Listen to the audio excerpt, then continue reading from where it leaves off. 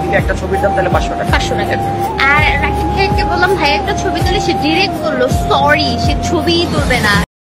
আমি আমার অতীতে যে টিম ছিল ওটার সাথে অ্যাড হবো, আবার হয়তো আমরা এক হয়ে। হেই হ্যালো, কি অবস্থা সবার? আশা করছি প্রত্যেকেই ভালো আছেন, সুস্থ আছেন। তো আজকের ভিডিওতে অনেকগুলো আপডেট পেয়ে যাবেন। প্রথমেই থাকবে তাহলে বেড ব্রাদার এক হতে যাচ্ছে। কেন এই কথা বলছি তারও কারণ আছে। তাছাড়াও থাকবে এই নায়িকা বিয়ের দাবিতে তার প্রেমিকের বাসার সামনে।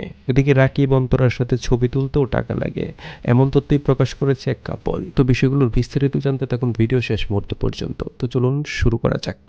সুন্দর সুন্দর ভিডিও বানাও, তুমি আমাদের নিয়ে কিচ্ছু বলো না, আর তুমি সবসময় নিজে মানে ভালো ভালো কথা বলো, আলহামদুলিল্লাহ ভালো লাগছে। কিন্তু আরেকজন কি করতেছে, মানে আমরা আমরা হচ্ছে স্বার্থপর, আমরা লোভী। প্রথমে বেড ব্রাদার টিমের কাছে যাই, যাদেরকে আসলে নতুন করে পরিচয় করিয়ে দেওয়ার মতো কিচ্ছু নাই। কয়েকদিন ধরে টিকটক, ফেসবুকে তাদের এই ভিডিওগুলো ব্যাপক আকারে ভাইরাল হয়েছে।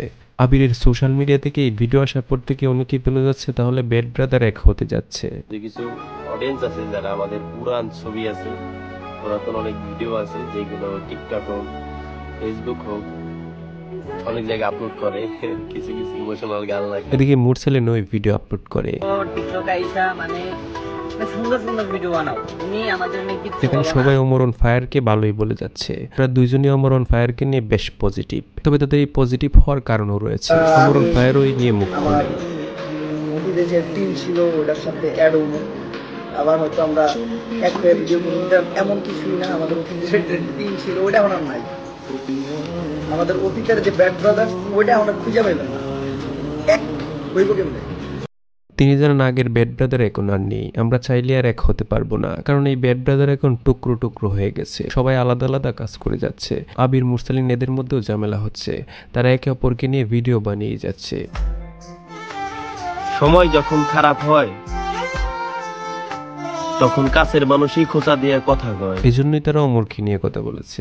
অমর অন ফায়ারের পক্ষও নিয়েছে দুজনেই। এবার সে রাকিব হোসেন এবং অন্তরার কাছে, যারা কিনা যমুনাতে শোরুম দিয়েছেন, সেখানে প্রায় সময় তাদেরকে দেখা যায়। এদিকে এই কাপড় তাদেরকে নিয়ে ব্যাপক অভিযোগ করেন। তারা জানায় কাপড়ের দাম অনেক বেশি, যাদের সবাই কাপড় কিনতে পারবে না। এদিকে তাদের সাথে ছবি তুলতে গেলেও ছবি তুলতে দেওয়া হয় না। তারা অনেকটা ভাব নিয়েই বসে থাকে। এই ছোট ছোট টয়েস যে প্রাইস দিয়ে রাখছে, এই তো মানে আমাদের মতো মধ্যবিত্ত মানুষ কিনতে পারবে না, যেটা সত্যি কথা, লজিক কথা।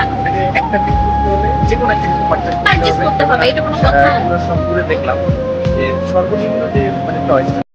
তবে এসব নিয়ে এখন পর্যন্ত মুখ খুলেনি রাকিব অন্তরা। আমি মারা গেলে আমার সমাজ কই থাকবে? সমাজকে বলেন। এবারে সেই নায়িকার কাছে, যাকে কয়দিন ধরে সোশ্যাল মিডিয়াতে ব্যাপক আকারে পাওয়া যাচ্ছে, যে কিনা প্রেমিকের বাসার সামনে বিয়ের দাবিতে অনুসরণ করে যাচ্ছে।